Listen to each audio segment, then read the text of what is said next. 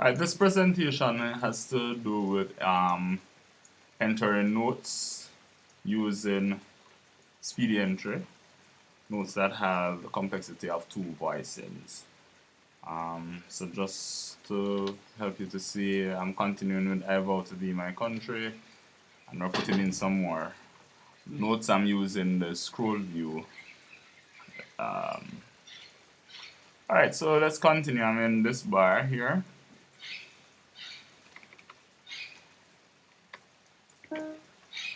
Good. Alright, now as you're viewing it, some of the stems should be up. So to flip it, we use the L, turns it upward, alright, and we jump to the next measure. Doing the same thing again, putting in the voice 2, so I change to V2. Alright. And after doing that, I have to flip the stem. Then I move to the next measure. And that's basically what life is going to be for the next couple bars, I believe.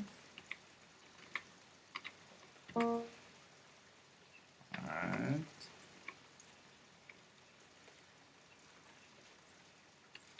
Two notes having the same. Is it?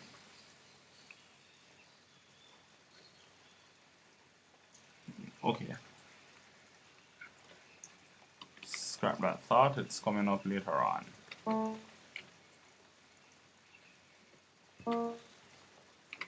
I have nothing to flip there. Right here, two notes having the same, two parts having the same note.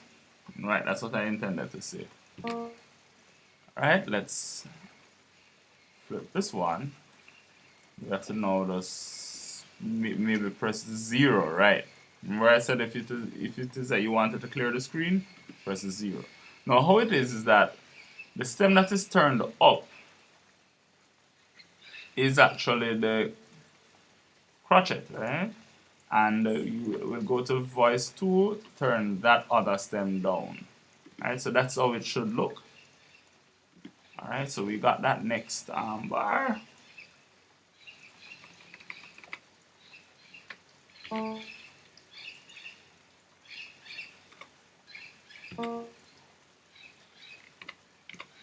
Alright. And we're moving on. So I'm putting in the first line. Sometimes in this case, when you have two voicings, for me it's easy not to allow it to jump the measure. It's just one voice and then most times that's fine.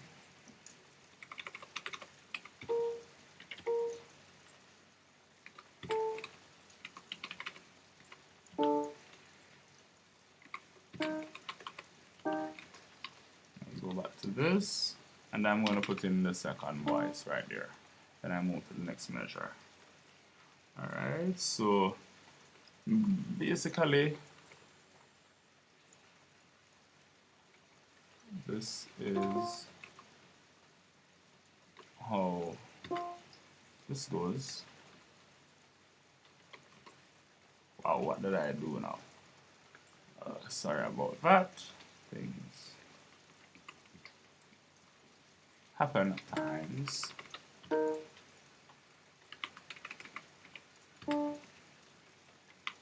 Oh, I'm almost off the screen. Let me just resize this so that everyone can see what it is that's happening.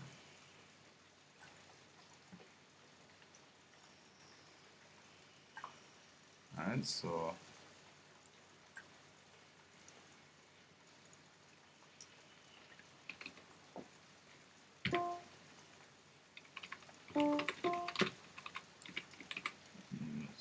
part here. No, that note is wrong. I'll take it out after.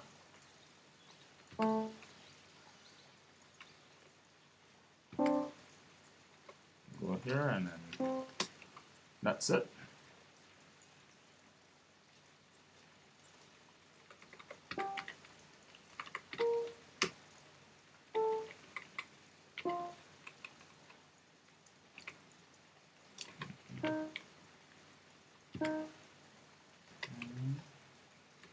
have some flipping to do. Alright, so I want to go in the next stuff there, so I just press the enter. And I'm transporting myself to the beginning, and I'm going to begin putting in the bass notes.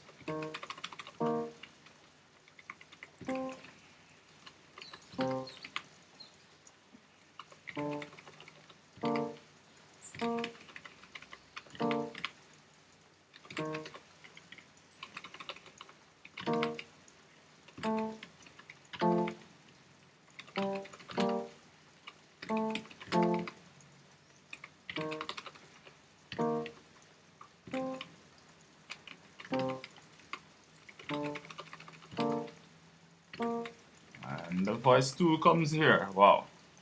There we go.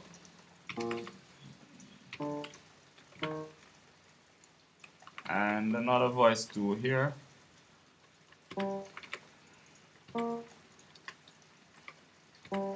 Now we are back in voice 1, so it would have adjusted it right to the immediate right of the note. Don't worry about it, you just start entering the notes, it will give it the correct spacing as you would have seen.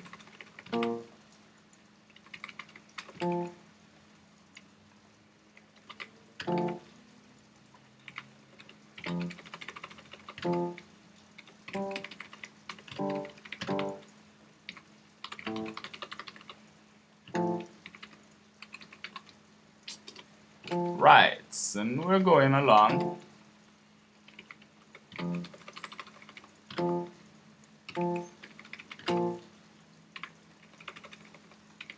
Voice 2 comes again. It's done, so we go to continue.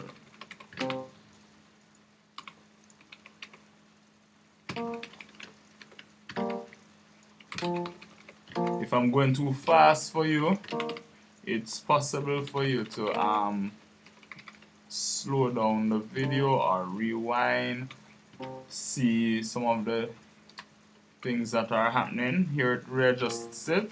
As soon as you enter your notes, you'll be fine. It will reconfigure it. Alright, right here, the choice was not to use a second voicing, which could be done. They just decided to use a tie instead. The equal sign is what removes and enters a tie. It works more like an on and off button. Right? So I'm just going to show you, this could be written another way, obviously. And then both will sound the same. Right? But for whatever the composer's reason, decided to write it that way. So it's just to show you the various options of doing things. Alright. So I think we would have had a good experience just seeing a bunch of notes being typed in using various voices. So let's look at how it looks on the page view, and here we have it in page view. Let me get this over here on my workspace. Alright. So we will most definitely be coming back to the use of this item in a short while using another tool. Alright, so that was a speedy entry in practical use there.